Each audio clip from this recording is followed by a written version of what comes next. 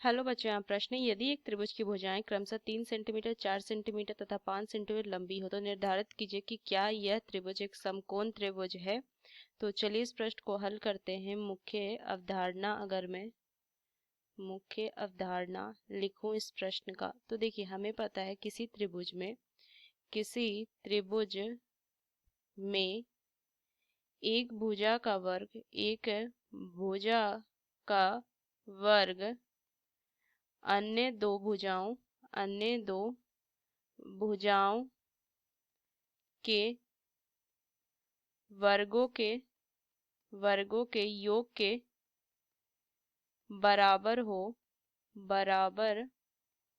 तो वह त्रिभुज समकोण त्रिभुज होता है। त्रिभुज समकोण त्रिभुज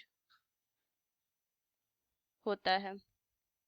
तो चलिए इस प्रश्न को हल करते हैं। तो सबसे पहले अगर मैं देखूं तो ये दिया हुआ है भुजाएं। मान लीजिए कि ABC एक त्रिभुज है जिसमें AB 3 सेंटीमीटर है, BC जो है वो 4 सेंटीमीटर है और AC जो है मान लेते हैं 5 सेंटीमीटर है। तो सबसे पहले अगर मैं AC का वर्ग निकालूं तो कितना हो जाएगा, 5 का वर्ग बराबर में 25। उस तरीके से BC का वर्ग करूं तो 4 का वर्ग कितना हो जाएगा, 16। और AB का अगर मैं वर्ग करूं तो कितना हो जाएगा, 3 का वर्ग 9 हो जाएगा।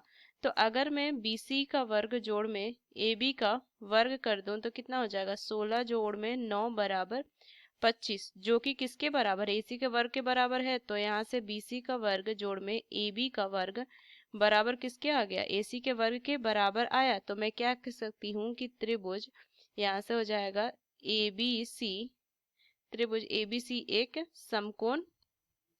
समकोण त्रिभुज है। मतलब कि जो भुजाएं थी 3 सेंटीमीटर, 4 सेंटीमीटर, 5 सेंटीमीटर, इनसे बनने वाली जो त्रिभुज होगी वो एक समकोण त्रिभुज होगी। तो इस मुख्य अवधारणा का इस्तेमाल करके हमने इस प्रश्न को हल किया। आशा करते हैं ये प्रश्न आपको समझ में आया। धन्यवाद।